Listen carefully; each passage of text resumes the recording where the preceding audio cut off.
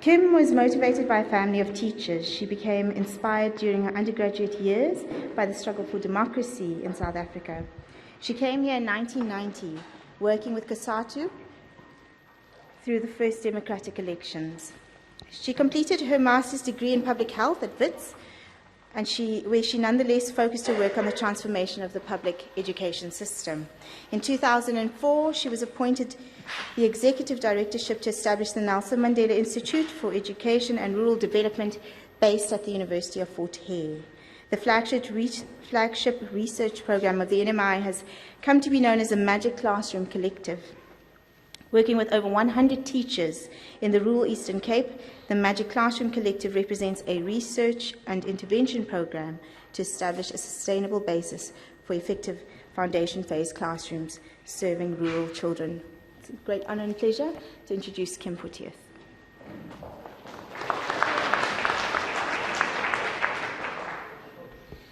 Thanks, Nadima. Let me just start by saying it is a powerful thing to imagine the intellectual and physical coming together of the people across the world, inspired in some way by the life work of Neville.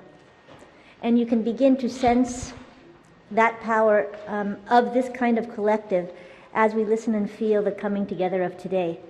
Special greetings to Neville's family, both his biological family, who's here today, as well as his comradely family. Special greetings to the young people who have joined us today to grapple with the ideas that Neville has left behind as you chart your lives in this country forward. My input will be relatively simple. Contrary to the suggestions made this morning, Neville's strength, in my own opinion, lay in converting formidable intellectual work into simple strategic action.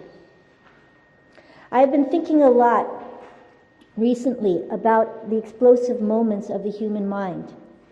I've been mainly thinking about these moments as they relate to the project of foundation phase literacy, when the art and science of pedagogical practice is aligned to the sociolinguistic context of a child, and a child experiences for herself the startling moment when the symbols of literacy speak to the real of her mind.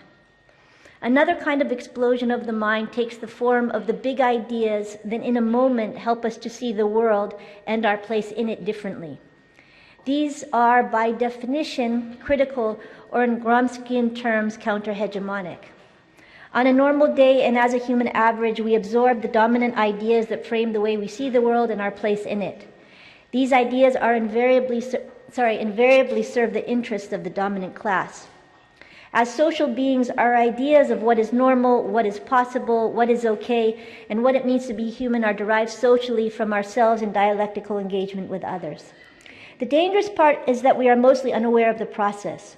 With few spaces to support counter-hegemonic exploration and play, most of us absorb significant myths without knowing it. Myths like human beings are inherently messed up and corrupt. Myths like we have little power to change the world. Myths like economies are just like that. Myths like the invisible hand is a wise hand. Myths like my clothes are what makes me attractive. Myths like it is my right to be cynical. Ideas become explosive when they unveil this powerful process and allow us to reconsider and see it anew. Ideas are explosive when these myths are unveiled as an ideology of some open to the scrutiny of the many. They are explosive when they help us to see that the mess we find ourselves in, firstly, is a mess, and secondly, it is not inevitable but historically created. Ideas are explosive when they help us to look again and see that the mud puddle we are staring at every day has waves. It is a place where different seeds can be planted and different foliage will bloom. Ideas are explosive when in a few words someone can help you re-see a terrain that looked flat and desolate, to see the mountains, the contradictions, the histories, the brutalities, the blood, the sweat, the parents' late-night rocking, and the belly laugh of a child, all embedded there. Neville's relationship to my own thinking has been explosive, as it has been to thousands of others. Neville's ideas were driven by his formidable intellect, where ideas and action are only real when they are inseparable. His ideas not only spoke to the explosive power of the human mind, but pointed to a new way through the wilderness of our immediate future, a pathway where these gentle, life-affirming explosions can link to each other to create a new basis for human organization. Neville's approach and interest in education are difficult to separate from his larger social quest, a quest for a different kind of society. He was deeply aware of the brutal history of racialized capitalism from which we emerge. He was deeply aware of the brutalizing future implicit to our current social trajectory of capitalist accumulation within a racialized consciousness. And he was committed to a different kind of future. He was an unapologetic socialist.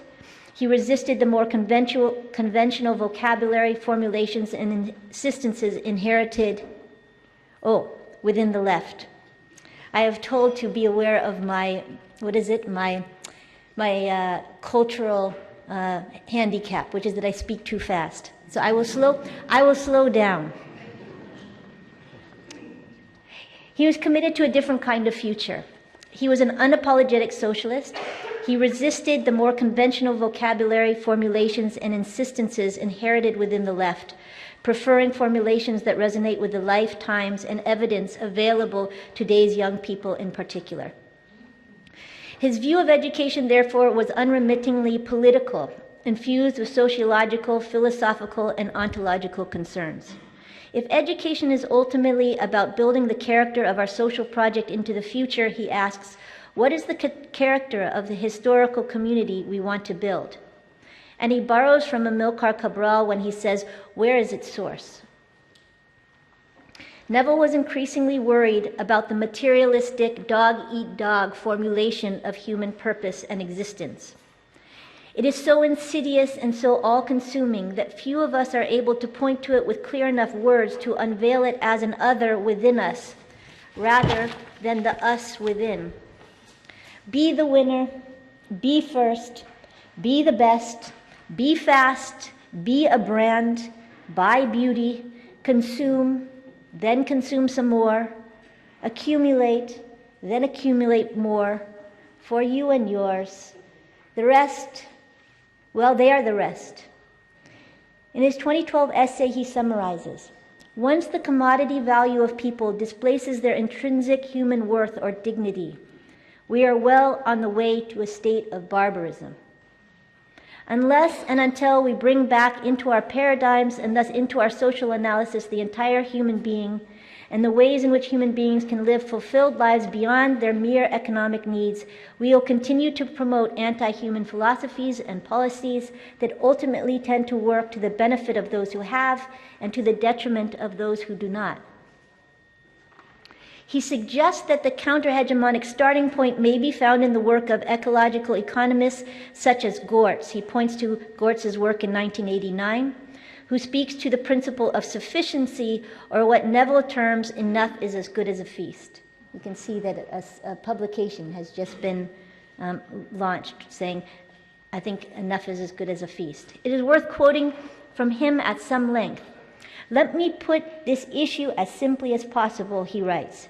Regardless of how we eventually deal with the current inequalities that divide and disfigure our society, we have to figure out how in our daily lives, while earning a living and helping others to do so, how we can get people to accept that enough is as good as a feast, that it is not cool always to want to be the top dog, that being good or excellent is not a reason for demanding more than one needs, and that others are good and excellent at other things.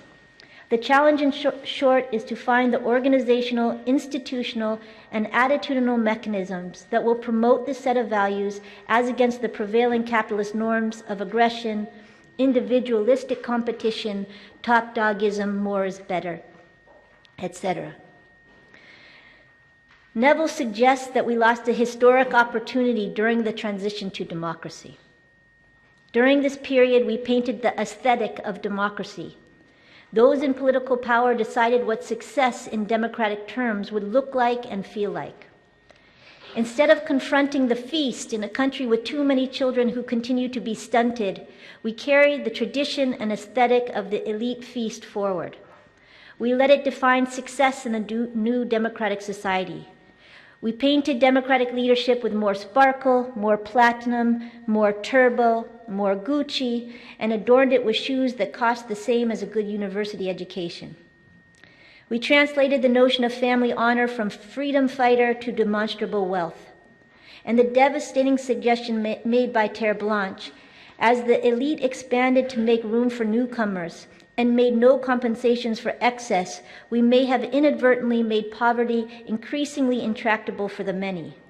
Can we now blame our young people for placing value on getting there? While we cannot allocate blame to the young, we have a responsibility to support the brave amongst our youth to question this inheritance and reject its hegemonic power within the structure of our collective imagination. Neville goes on to write, I want to stress that this insight leads us to more than the usual commitment to fighting against class exploitation and class inequality. It is also about shaping and nurturing the patterns of behavior based on human solidarity and human sharing that will help to break the mold of capitalist brutalization and individualism, even while we are still confined by the structures and dynamics of that system. He leaves the imagination work to all of us. If the source that propels capitalism is the notion of human competition and material accumulation, what would our world look like if we, led by today's youth, were to reject these myths for a stronger claim on the potential of being human? What would a radical rejection of opulence, rapid accumulation, and consumption look like? What would it speak like? He asks us to start to imagine the psychological, pedagogical, ideological, and emotional revolution implied by an approach to human existence that does not glorify individual and group domination, but rather celebrates the development and expression of every human being. Far from a drab, mediocre, gray, all is the same notion of human existence, he suggests that our quest as human individuals will be to find ways of optimizing well-being, social solidarity, and a wider range of expressive capabilities. He goes on to say, and I quote, that is why it is a challenge to the intelligentsia and to students especially. We have, in short, to create new role models, people who do not measure their worth by how much money they have, how big their houses are, how fast and sleek their motor vehicles, how glamorous their clothes, and how opulent their dinners. If we can initiate this trajectory, we will change radically the logic and the dynamics of the system at all levels. So how do we get there? I can feel Neville across his writings, his concern that he is heard accurately. He does not suggest that we will build this new community through a philosophical stance alone, or through metaphorically singing Kumbaya. Rather, a new philosophical stance merely serves to ground a new set of actions, organizations, activities, indeed buildings of institutions.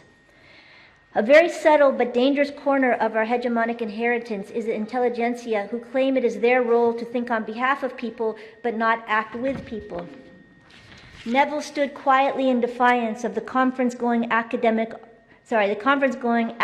article writing lifestyle.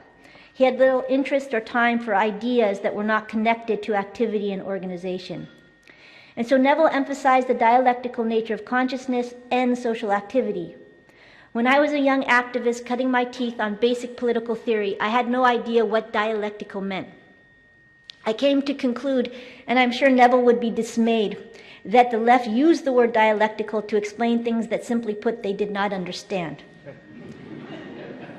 So let me not use the word. Let me use the word instead, co-creation. As consciousness creates society's patterns, so society's patterns work to shape consciousness. As such, Neville insists that the domain of social consciousness represents a domain of struggle in its own right. One of the supreme contradictions facing human social change is that our consciousness is rooted in past structures and activity, and yet we cannot create new patterns of structure and activity through the consciousness we have inherited. How do we use the greatest and most complex tool of human existence, our critical capacity to see ourselves for the first time, over and over again, and therefore hold ourselves accountable to a new set of values, activities, and organizing potentials? He points forward in two ways. First, he points to the horizon of formal public schooling, and then he points beyond the classroom gates to the local organization, activities, and relationships that create the basis of a democratic and learning society. Whereas the alternative vision for the character of our future represents the footholding through which we create the future, it is work building formal and informal educational spaces that will in turn translate consciousness to a new social structure so that our future can more easily just flow downhill. Let me say a few words about his work on quality public schooling. Neville reminds us that the educational institutions are the key ideological apparatus in all modern societies. Accepting that the history of public education has primarily served capitalist and imperialist interests across the world, he goes on to insist that they are an important terrain for the struggle for a more humanizing future. He suggests that there is no other walk through the forest than through the forest to realize a quality schooling system that ultimately supports the kind of community we seek to create. Neville's work is as profound in the higher education system as it is in the basic educational system. The changes that we envisage in the basic schooling system can only be achieved if there is a revolution in the way higher education is enacted. It is us in higher education who are largely responsible for building our teachers or failing to do so. It is us in higher education who are largely responsible for shaking up the embodied pedagogical norms of our teachers or failing to do so. It is us in higher education who are largely responsible for building public leaders, such as district officials, or failing to do so. It is us in higher education who are largely responsible for systematically stretching and injecting contemporary life into our languages, or failing to do so. Of course, it is not the responsibility of higher education in isolation, but a higher education sector deeply embodied within the larger society in which it is a part. As Ivor and Enver keep reminding us, not so much engaged with, but within and part of. Those of us walking the corridors of higher education in whatever form, knowingly or unknowingly, may be conducting ourselves in a way that implicitly works against a more humanizing future. Neville's public lecture given at this university in 2008 is worth continual reference in this regard. While his work on higher education is vital, I choose to focus more on his thoughts on basic education. It is impossible to do any sort of justice to Neville's work in the area of transformation of public schooling. I continue to find myself overwhelmed by the breadth and depth of his work in this area. This is ongoing work for all of us, to dissect, learn for ourselves, and take forward the detailed thinking of Neville in relationship to the transformation of the public schooling sector. He suggests no magic bullets. Even with focused political will and coordinated collective energies, which are often lacking for complex reasons, the fundamental recreation of the education system will remain complex, slow, and frustrating. Without a fundamental restructuring of economic resources and opportunities, the process will be tenuous, an uphill slog, and ultimately unsustainable. Divorced from a clear alternative vision and vocabulary for our collective future more generally, the process will be absorbed by a society that has little long-term claim on human value. But despite these tenuous conditions, he remains adamant that one of the most important terrains for our energies is in the reconstruction of the public schooling system. In the face of a deeply painful crisis, his voice is calm and clear, and he watches our eyes to see if we get it. He suggests, in my own words, that the English-speaking middle class may, despite our intentions, present the most formidable threat to the transformation of the public schooling system from the perspective of the majority of our children. Knowingly or unknowingly, we make three interrelated mistakes. First, in educational research, curriculum development, and teacher training activities, we consolidate power almost exclusively within the English-dominant middle class. Second, drawing instinctively from the English-dominated and middle-class experience globally, we assume that literacy breakthrough is relatively straightforward. We approach literacy development at true democratic scale as relatively unproblematic. The reality, of course, across the world is that while middle and upper-class literacy development strategies are relatively consolidated, widespread literacy development within multilingual and text-poor contexts is extremely challenging in the best of circumstances. The third mistake is this. As a result of the above two mistakes, we primarily focus on creative, even so-called progressive teaching methods, not recognizing that most of our teachers have been thrown off their base step. Creativity emerges from practice. While it can be supported and mentored, it cannot be mentored divorced from solid practice. If the majority of our teachers have lost their pedagogical base step, let me use the following analogy lightly, trying to make a basic suggestion. If I do not know how to dance well, you do not serve me by showing me arm movements. You have to first support me to find a base step. And once the base step becomes mine, I will start moving my arms, and perhaps I will look to you for some new moves, and perhaps I will give you some moves of my own. But if you only give me arm movements without helping me find my base step, I look ridiculous firstly, and it doesn't make any sense to my body. And more profoundly, the dance is not and never will be mine.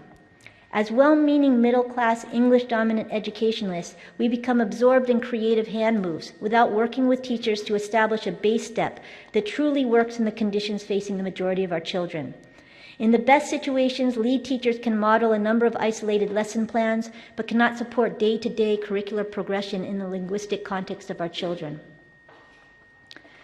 The conditions facing the majority of our learners include the state of being and the state of practice of the majority of our teachers.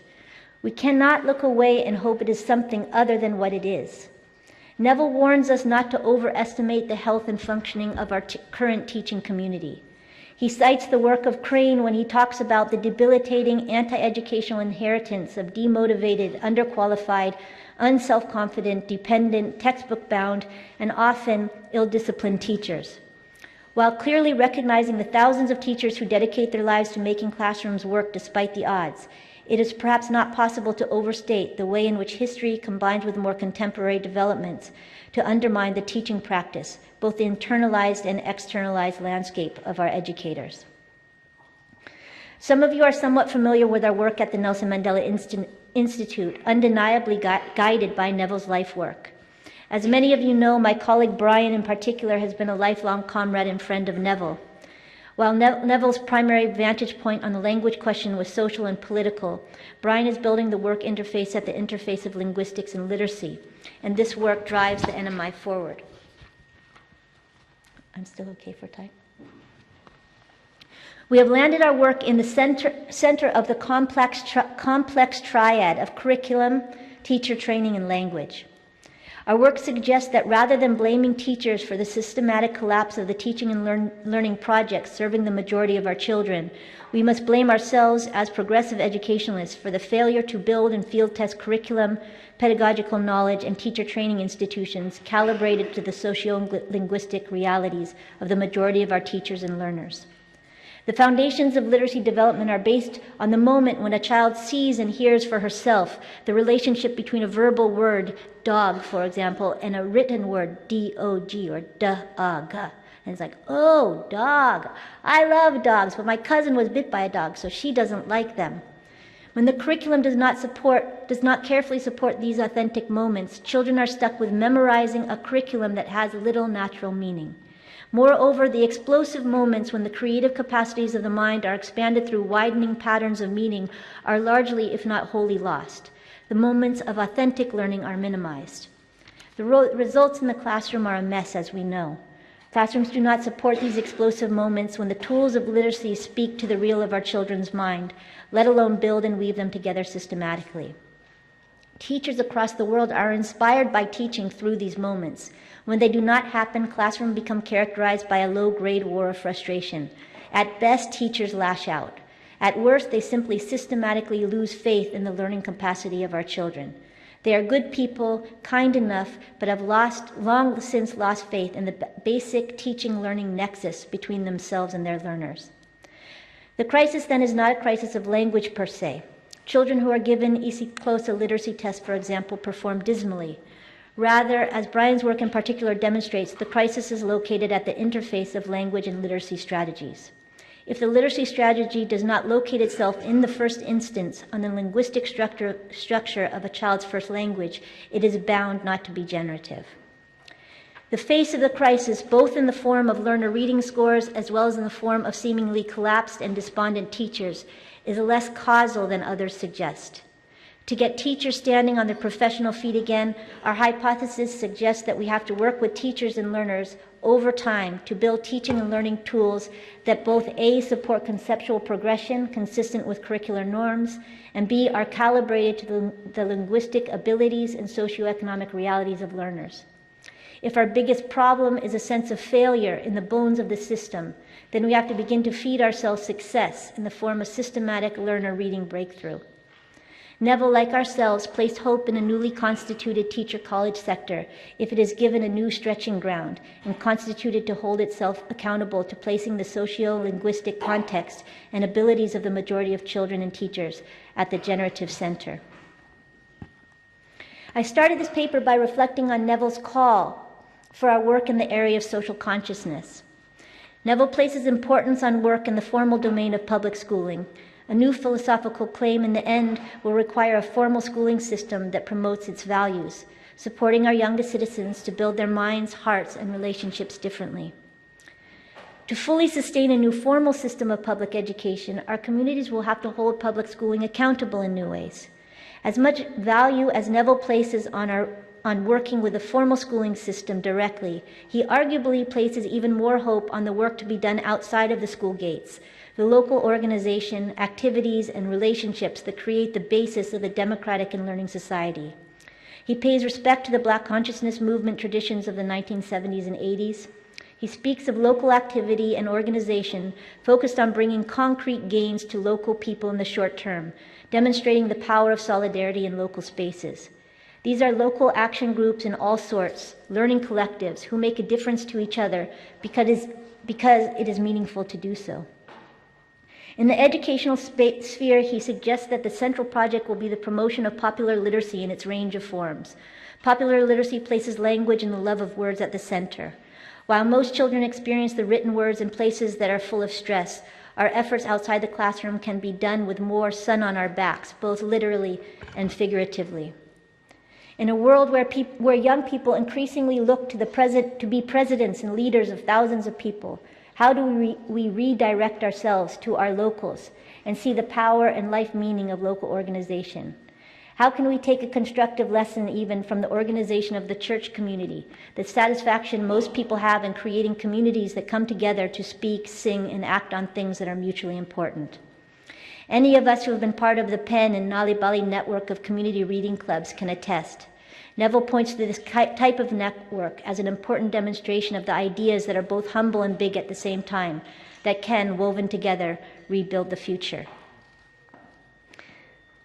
And in conclusion, perhaps what made Neville special is not his critique of society. So many people see the human crises of our time and use different vocabularies to express their discontent and concerns. But few people have the capacity to see beyond today, to see the beacons of a new type of human organization. Even fewer have thought so deeply about how to get there from here, from the muck, the so-called beauty, and the grime of our world today. Neville believed in the explosive capacity of the human mind. He celebrated young people who could think for themselves beyond their hegemonic inheritances. He trusted that under the right conditions, our minds will work together in ways that cannot be anticipated to create a more caring, human-centered world that we can only but imagine today. How do we create these conditions from where we stand now? In this paper, I have tried to point to 3 of his main strategic suggestions. Reclaim the character of the community we seek to create, build a public education system focusing on the conditions that make education work for the majority of our children, and build democratic groundwork through building local grassroots learning organizations. Before concluding, I would like to signal again that these are but 3 of the signposts he left behind. His most profound work lies not only in the signposts, but in the details of the arguments, ideas, and activity he leaves with us. I have already used the word formidable to describe and characterize his work. He left us 3 tapestries to learn from now. We are all given these tapestries to draw upon in our lives, but few of them use them as fully as Neville has. The first tapestry, of course, we must learn from are his activities in the world. If we want to study Neville's legacy in education, it may be best to start with a study of his life itself. He certainly hasn't been waiting for Cleo. Is it Cleo? He hasn't been waiting for Cleo. He's been busy. We must look to his childhood, his youth, the influence of German nuns and German literature, his role as a teacher at Livingston High School, his heady and gutsy ideas for revolutionary organizing in the 1960s. We must study his experience as a prisoner of Robben Island, where he worked with others to build one of the most well-known universities of our time. We must read about his days under house arrest, setting up early childhood education centers such as Vumani, establishing educational opportunities for returning activists, and the founding of Kanye College. And we must look much closer at what he was doing at PRISA, the Project for the Study of Alternative Education in South Africa, and listen to how he explains the significance of activities like establishing with many people in the audience today the Vulindlela Reading Club. If we remember Neville as a scholar of education, we will get it all wrong.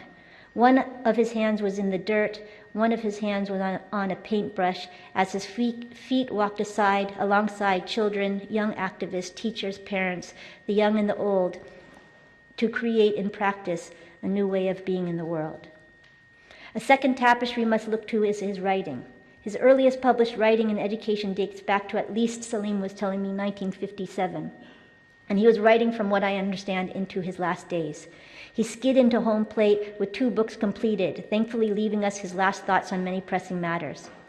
His massive work on creating a multilingual society will be discussed tomorrow. He wrote on African history, on social and educational transition. He wrote on culture, youth culture, and curriculum. He wrote on adult education, early childhood literacy, and community literacy. He wrote extensively on the relationship between education, anti-racism, and building a historic community, transcending our inherited apartheid racial consciousness. He considered how to interrupt the apartheid geography of basic schooling with particular reference to urban secondary schooling. While some initial work has begun, the project to carefully reap and consider the work Neville leaves behind is only just beginning. The final tapestry he left behind is painted on his character, who he was as a person. It was powerful in an unusual way for our times. He was formidable but quiet-spoken. He treated each of us, regardless of our station in life, with care and respect. His politics were based in the cleanest of places, in his love for people. He did not carry power over people, he carried power to people. He actively turned down accolades, fancy posts, titles, and rising salaries to live a life consistent with his understanding of people, justice, equality. His home in Lotus River, a township in Cape Town, was humble, comfortable, and loving. I was trying to think what Neville might say to the young comrades and students in the room. He would not have actually said this in words, but you would have felt this from his presence alone. He would have said, read a lot and read widely. He would have said, don't fake read to get through university. Wherever you are, and however lousy of a reader you think you may be, start reading for real for yourself. He would have said to write a lot. He would have said, think carefully, for it is you who have to think through a terribly complex world. He would have said that to read well, think carefully, and write clearly are revolutionary activities. He would have said we always have access to power as long as we know how it is distributed. Mainly, he would have said it is not our right to be cynical or inactive or neutral or aloof or preoccupied or busy. He would suggest to us with his loving smile that the conditions could not be better than they are at this moment to, quote, fashion a new world. Thank you. I'd like to invite Darryl, Braam, and Witten to come down and give us 10 minutes of a response each, if you could come down to the front. Thank you, Nadeem, and thank you, Kim. Neville was one of those people who brought people together, particularly people from who shared a similar outlook in life.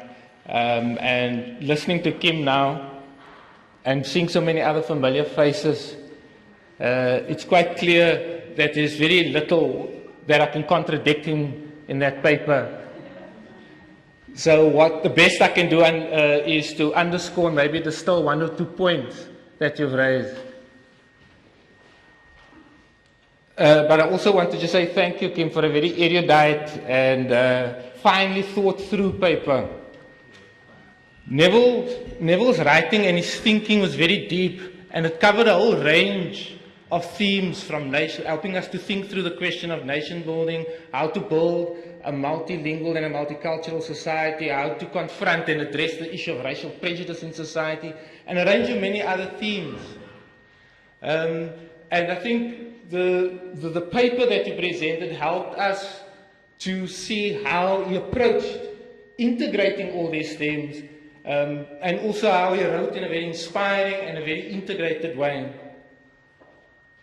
It picks up on the values that Neville stood for, and how human freedom, or what you're calling a new humanism, should form the substratum for a transformed society.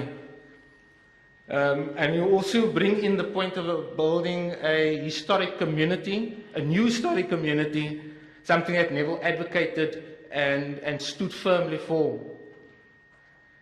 It also refers to the kind of institutional engagement or institutional estrangement that we find nowadays. So these points describe very aptly the outlook that Neville has as a public intellectual, as a teacher, as a figurehead, and so on. But if we were to make a very crude reduction of what summarizes Neville's work, then we can say that Neville's thinking and his life was committed to the construction of an alternative in society, to a construction of an alternative social reality. And in doing that, he was very set on setting out a paradigm to help us understand and analyze our social conditions. And the point of a historic community is a reversioning of Neville's mission to set out an alternative in society. I remember in the 1980s, as a young student, when there was a slogan going around, "Liberation before education," Neville sensed the danger of such a slogan and how this slogan can frame the students' response to an apartheid education that indoctrinated students into inferior images of themselves, but also indoctrinated them and set them up for subordinate positions in society. Neville gathered the students and set out a reconfigured paradigm that said education for liberation. And in all these engagements, and those of you who work closely with him, Neville was very good at beginning discussions and meetings by setting the framework, by setting out the paradigm in which then we could respond to the details of approach and of method of how to address issues. So this is one characteristic that also comes out quite strongly in the paper. I think the question of what kind of intelligentsia do we need in current times is a critical question. And I think his life, as you described it, of working with and for communities around issues of community literacy and so on, characterizes the kind of intellectual leadership, intellectual activity, the kind of activism that we need in our times today.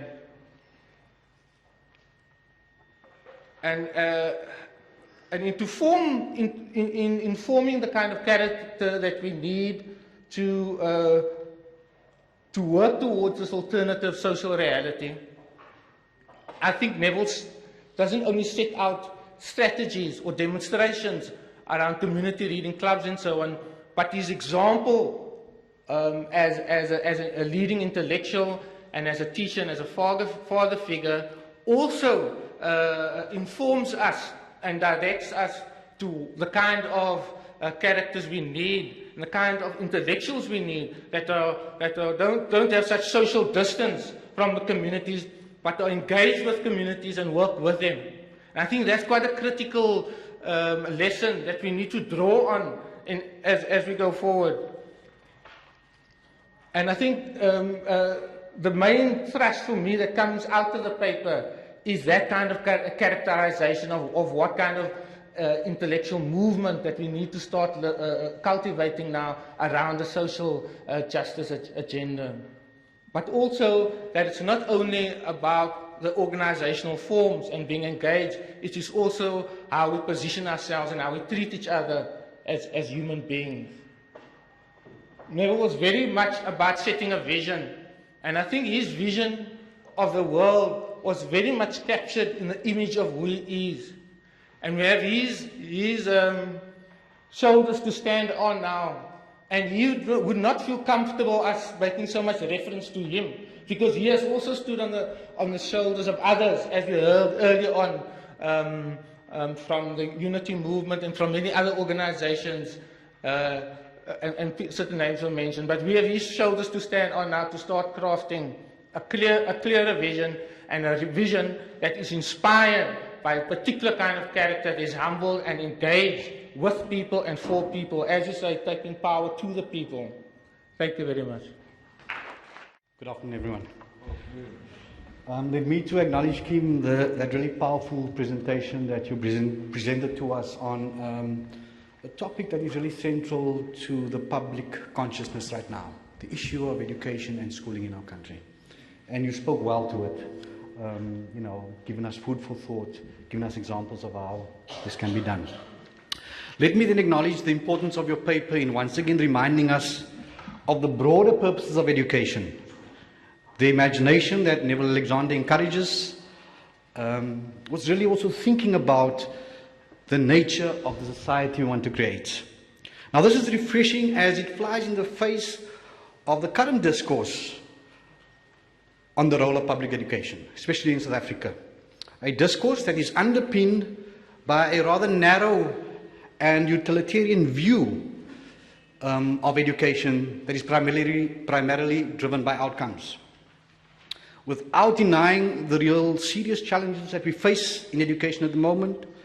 This discourse, the current one that we're engaged in, because it's so narrow, it's become a discourse of deficit and blame.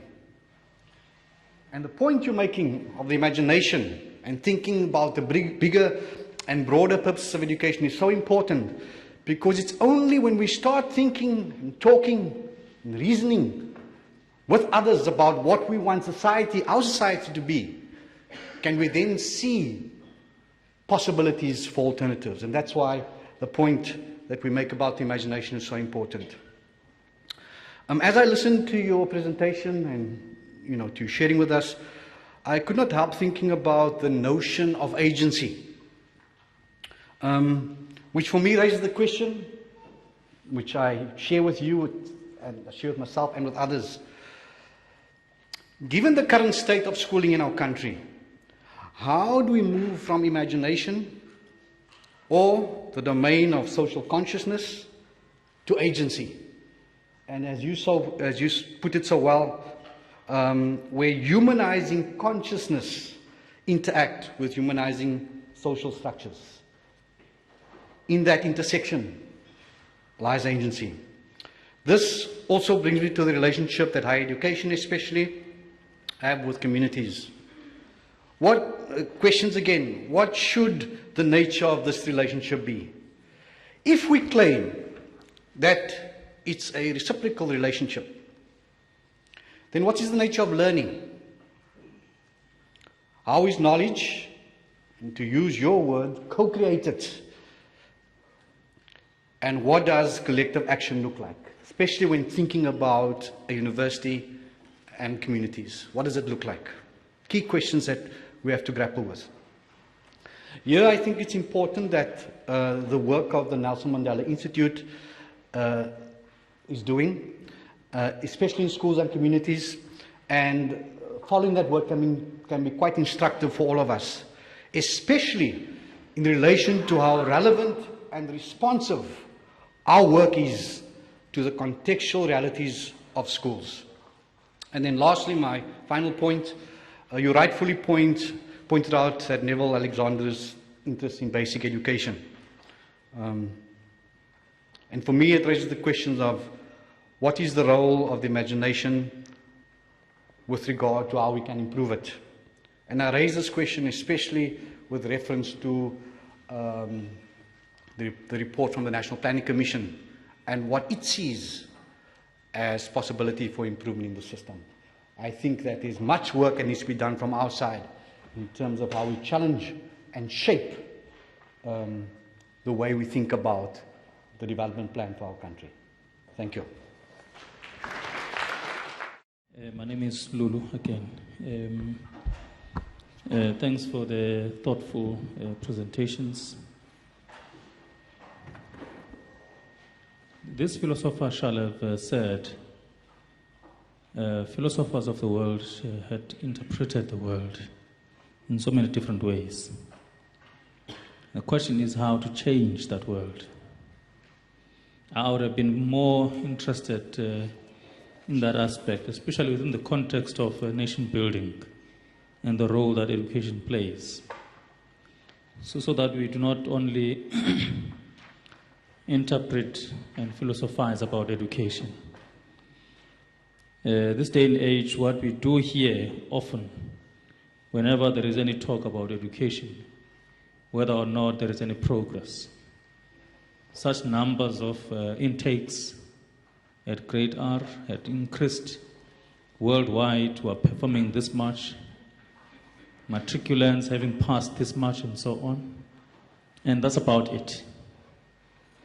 To an extent, a question being raised and responded to in the 1980s would have been around your people's education for people's power.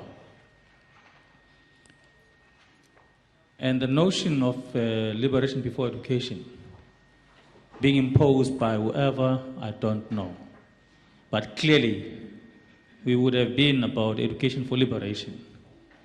And the issue for me, really, as you talk about nation-building exercise, that role that education has to and must play becomes rather too critical, to an extent that you get a sense of learning what maths can do to advance our liberation cause, what isiZulu can do to advance our liberation cause. In other words, biology for liberation, geography for liberation, so that we are able to get a sense of that learner having to be part of this integrated society, this one nation that we want to develop going forward. That would be my issue, and especially, I guess, as a comment. Because what we are doing today is what was done before. Again, we're raising here a question as to what role does history play, so that we do not repeat the mistakes of the past. We rather improve of those that shall have been put to us. And the last point I wanted to raise is published papers that we have here, whether we can have access of those. Thank you. Thank you. Second question?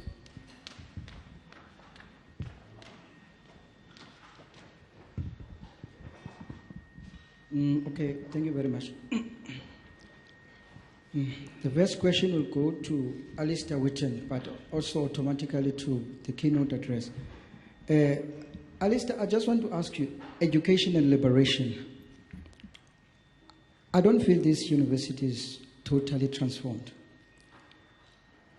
You know, I look at this RPL program last year. I feel there's a red taping. And,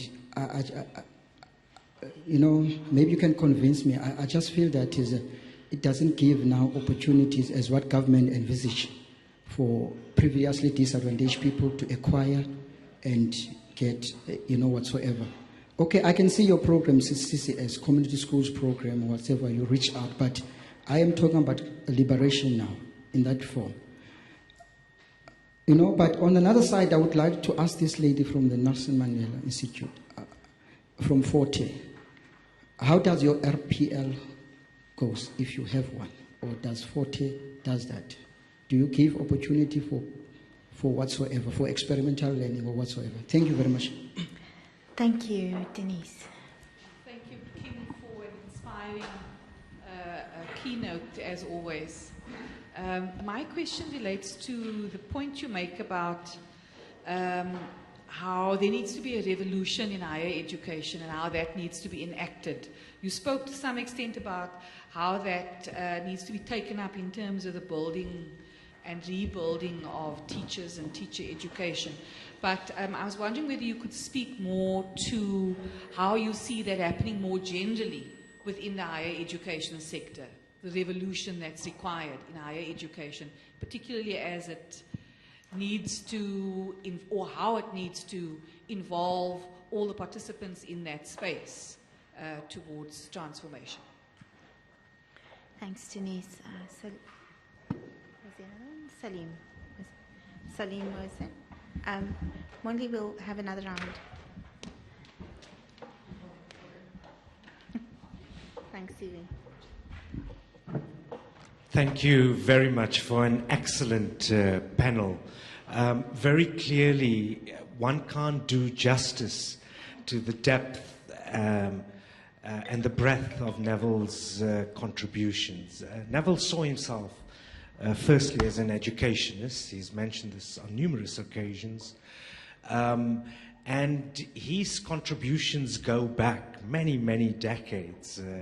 He was never on the sideline, always in the thick of things, framing issues in more than one way, Darryl. And I remember Darryl as a very, very young man, in the generation after the Committee of 81, where the whole debate around education for liberation, or liberation first, education later, came about. And I think that kind of story must still be told. And if we don't tell that story, then others will tell it with all its distortions and falsifications. I mean, we lost another giant, Chinua Achebe, not too long ago. And he constantly said that, you know, if the lions of Africa are not able to tell their stories, the hunters will always win. And this is vital, I think. The point is that Neville's contributions to preschool education, to schooling, to literacy, to higher education, all of that needs to be recorded. There are so many people here who've had very intense periods of interaction with Neville at all those levels. And I think it's vital for us to put that together. In the very first page of Neville's Thoughts on a New South Africa, he talks about the importance of writing this history down. And I think that Kim's point, the quote of Neville in the short, in fact, newspaper article in reaction to Jimmy Manyi that Enver talked about, it's the title of this op-ed piece is Racist Skin Deep, Humanity is Not, where he warns us about this thinking, seeing human beings as commodities, as human capital. That's what the Hitlers of the world, he said, and the Fronemans who dumped people in the last grave at Timbaza. This is what Neville was referring to, and I think both Al, Darryl, and Kim speaks to how education is seen today merely as instrumental towards accumulating capital and continuing reproducing an education system, a society in which education conserves it instead of emancipates people. So Neville's earlier writings, my final point, in Sow the Wind, in Education and the National Liberation Struggle, the essays there are vital. Although written a long time ago, it speaks to our reality today. And Karen and Venetia have made that available. I think we need to study that again. Neville's views on Paulo Freire, the pedagogy of the oppressed, how it influenced Neville and the movement in this country. In one of the pieces in Sow the Wind, Neville talks about this. He talks about how the University Christian movement distributed Paulo Freire's book, although it was banned, and then the Black Consciousness movement extended this distribution and put it into practice. And I think it's important for us to, in a sense, go back to that source, as Kim was saying. And in this book, the chapter on education, Neville refers to, in some German literature again, I'm sure, he talks about how sometimes when you come to a cul-de-sac, the best way of moving forward is to go into reverse. And I think many of those sources of inspiration that many of us grew up with as young people, we owe it to the present generation to get out of this impasse, and future generations. And I would really like us to have a conversation a bit more. And Kim started raising the issue, and so did Darryl, about what Neville was trying to do with public participation in education network, with the reading clubs, with the truth movement. All of that. Neville was never dogmatic.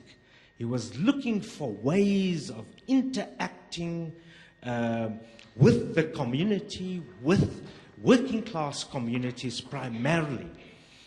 And I would like us to have a discussion really about taking that forward. All of us, my last point, clearly, although Neville talks about an elephant in the room in another context, there is an elephant in this room. All of us are a bit sadder since August 27. All of us feel isolated from each other. All of us feel, in a sense, atomized. Yet, we have this tremendous privilege of being with Neville in these movements. And I think it'll be a great pity if we don't spend this session and the next few sessions and beyond that to take forward what this praxis that we all contributed to is about. So that's what my question is about, very broad and general. Thank you. Thanks, Salim.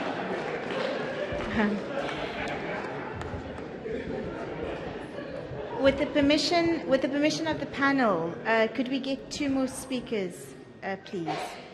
Okay, Crane, and please, if you could give the microphone to Mondley. Okay.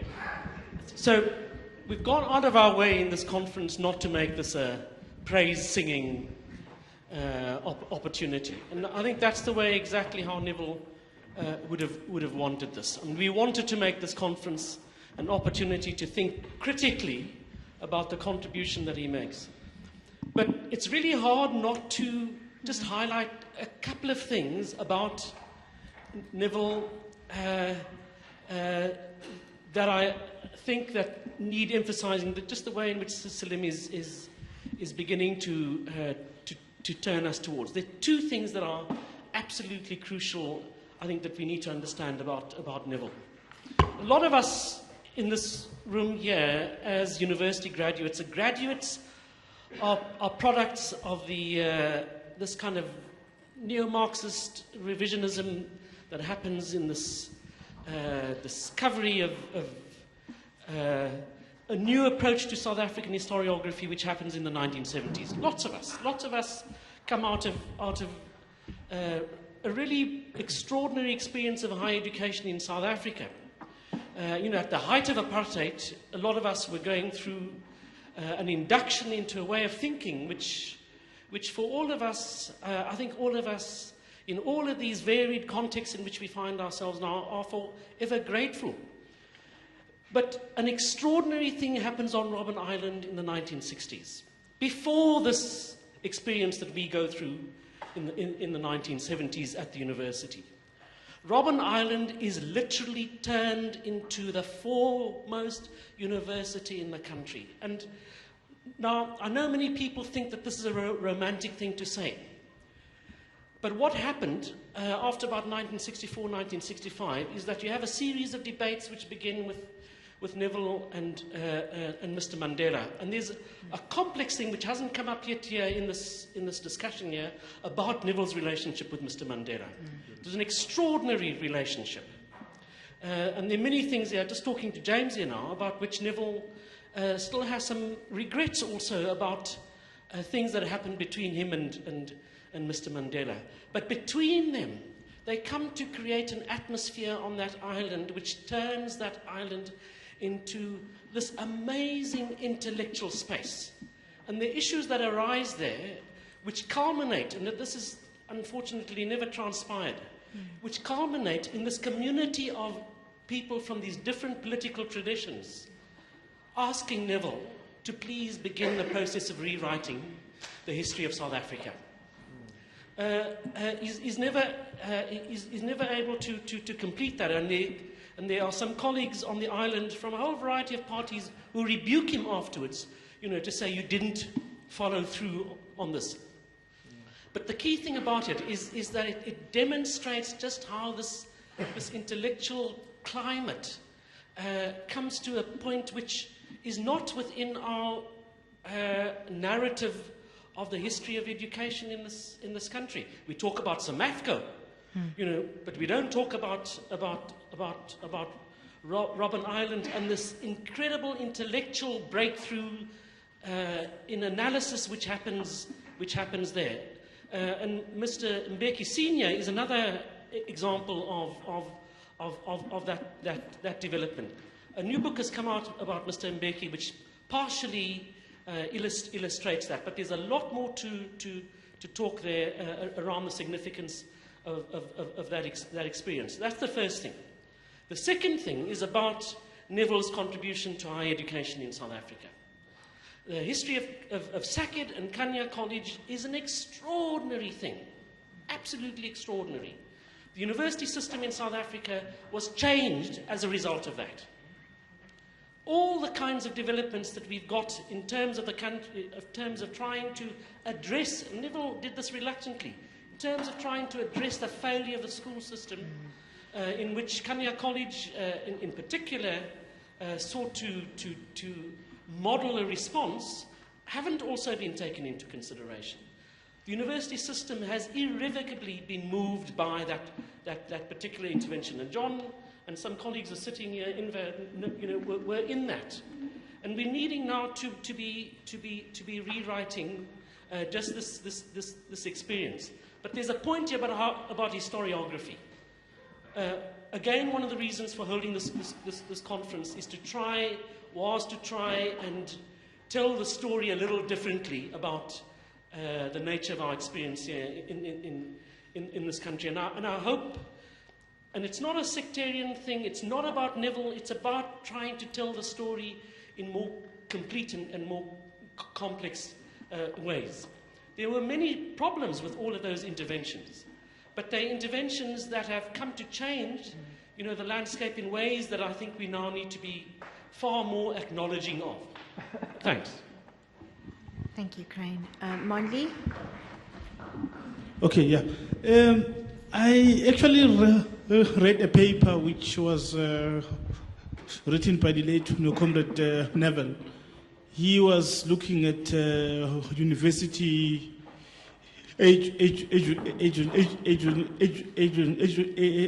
education. I think one of his concerns was about commercialization and privatization of university education. And we see this, that you discover that there's a lot of outsourcing of what is regarded as non-course services at our universities. And we see that also there is an increased role of the private sector in our education at the university level in particular. And I think for me that was really an issue that Neville was opposed to, and he saw that as an obstacle in terms of making sure that working class people can have access to university education. And it relates to the point raised by the other comrade about RPL.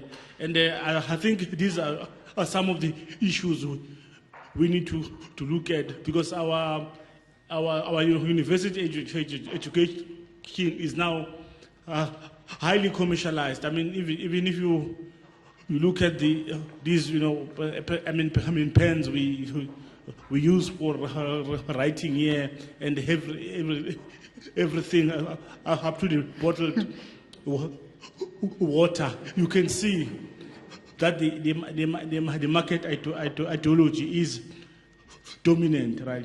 And another point which I think we need to also address is the question of language, and what role can we play as people in the higher education in the sector in terms of harmonization of various African languages and using data to ensure that there is access. My last point is that what I liked about Comrade Neville, despite all his achievements academically, he never believed in honorifics, and I think for me that's what we need to look at in terms of the legacy.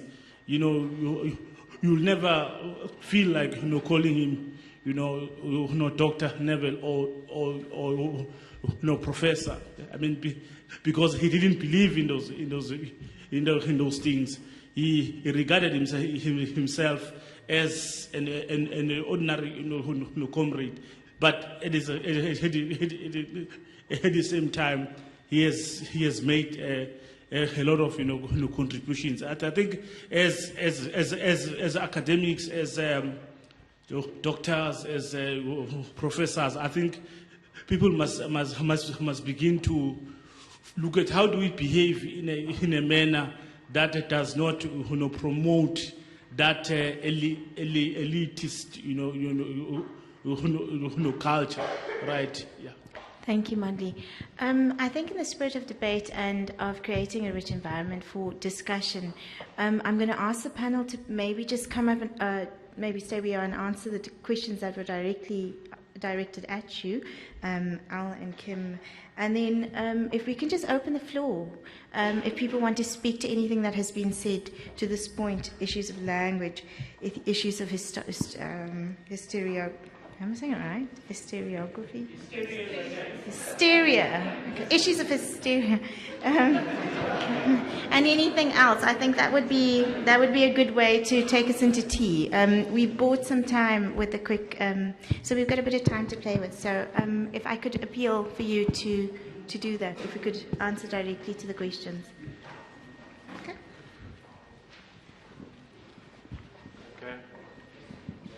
I think the main point, I didn't sense any specific questions to me, but the impressions that I'm getting here is that there's a lot of substance that emerges through our reflection on Neville's work, which will form foundational blocks in us addressing many of the vexing questions in education today, and have been raised through the comments that have been made. The only one that seems to be emanating from what I've said was the question of education before liberation. Am I correct? Or was that a comment? Yeah. The basis for that is linked very much to what Kim was talking about in terms of developing human beings' creative abilities, such that they can understand and therefore be in a position to develop a social analysis before we can act. And so your theoretical and your practical reflections inform your social action. And I think education before liberation sort of assumes that kind of interaction. So that's some of the thinking that went behind that. I think lots of it is comments, and I don't think the idea is for us to sit here and respond to specific questions. I think it's more of a communal engagement with some of the themes that are emerging from Kim's paper. Thanks. Do you know how to turn this on? Is it on? Yeah, just to support what Darryl's saying, I think particularly as we speak about education, I think people have such deep connection to Neville's work in education that it's more interesting to speak as a community rather than trying to answer questions. I think most people have just made comments. Just maybe two quick comments. One is just another idea, perhaps, that we have a conference sometime on the work of Saket, because I really believe that it's like I always joke with people from Saket that I call it the Saket Mafia, because anytime you meet somebody who makes a lot of sense, you know, you're like, you're from Saket, and it's true. They're like, yeah, how did you know? So it seems like to try to dig up the material and the people and try to reflect on Saket's work would be a really important thing for us to do collectively. I think the other thing, just to say, just as part of the conversation, this whole thing, education for liberation and education for emancipation, obviously, I mean, it probably is what brings all of us into the room and into our lives. As long as we don't forget that right now our schools aren't anywhere close to liberating or emancipating anybody. Yeah. They're crushing kids. They are crushing the mental, this is the thing that I just was talking about, these explosive moments. We're not giving those to our kids right now for a whole range of reasons, particularly embedded in the language as well as the socioeconomic context of our schools. There's a really simple agenda that we have to get right, which is the physical provisioning of schools. Neville didn't go for this thing that resources don't matter. There's specific conditions that make a school so that you can learn without being terrified the whole time. Terrified, cold, scared. And I'm not talking about fancy schools. I'm just talking about basic provisioning that give our children a chance. And I think that we need to claim that until all children have a fighting chance to learn, and what I mean by that is to create literacy and numeracy results, as conservative as that is. No? We can't, if we don't have some sort of bell curve, then our children aren't in school, they're in buildings. And I think we must insist there's a difference between a building and a school and a person and a teacher. And in terms of the emancipation agenda, I think as the left, we think a lot about the social conditions of schooling, which we need to continue thinking about. The curriculum, particularly the critical history curriculum, I don't think we've started to do that work. I think the other suggestion that Neville's work pointed to us and that I was trying to point to today is that the very enactment of learning itself is a class project.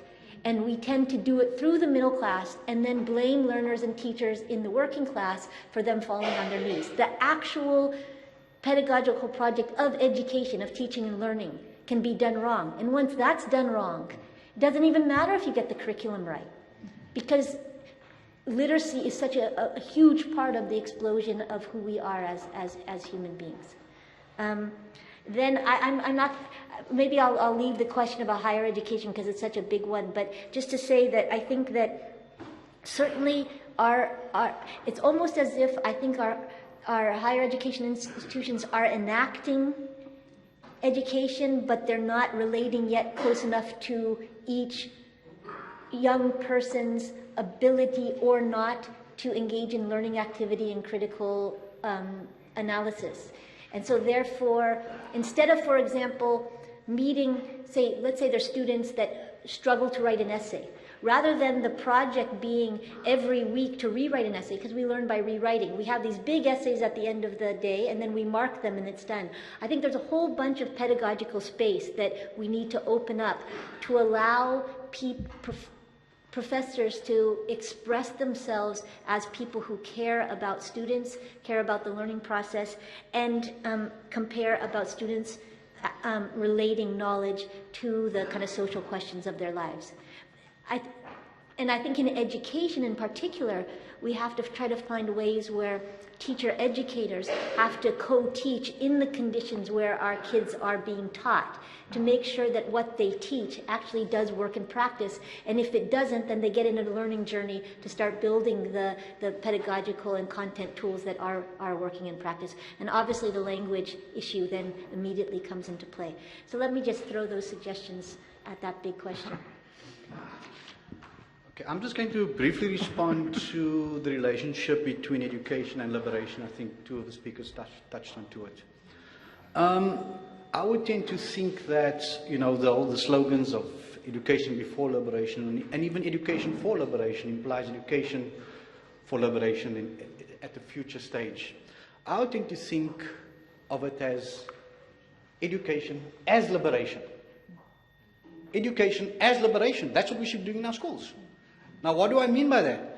I think it's about deeply interrogating your current realities, developing a critical consciousness of why we're here, how did we get to be here, in our communities, in our schools that we find ourselves, and then developing voice through which one then moves to action or agency. But the process of education, I feel, should be around liberating me where I am now, even if the first step is developing voice. We also think, I believe that liberation should not be seen as an end goal, but a process, an ongoing process, because we try to answer the question in that process, liberation from what? Liberation from what? And that gets us thinking about Amartya Sen's unfreedoms, the many unfreedoms that we face, especially in terms of development. And so seeing it as a process in which we continue to engage with our current realities and how we can reshape that, I think, is key. At the end of the day, I think a much bolder conversation needs to happen that locates education, and especially school improvement, in the context of poverty and inequality. Right now, in our country, here in South Africa, we talk about school improvement, but it's disconnected from talking about it in this much broader context. And I think it's only when we start talking about it as broadly and as deeply as that we can come up with more sustainable suggestions for improvement. And that's why I asked, how do we interrogate the National Development Plan around its goals for education? Because with them, it's just more of the same. And how can you expect change by doing the same thing all the time? So just lastly, to round off on the role and connection of the university, we don't think of our work as engagement. I know the university system defines it such, not only here, but all across the country. A few of us in the room tend to think of the work that we do as a natural part of the work a university should do. We should be out in schools and communities, working with parents, with teachers, with learners, and with community members around the issues that we face, and collectively looking at how we can engage with it. So the whole notion of engagement, I think, is one that is still evolving in the university system. There's no full agreement on what that looks like. But we believe that in terms of working in communities and by developing voice, you eventually get communities to start speaking back to the university, to start speaking back to the department, to even start speaking back to teacher unions about what they believe is important for their children and for their schools. I'll leave it at that, Nadima.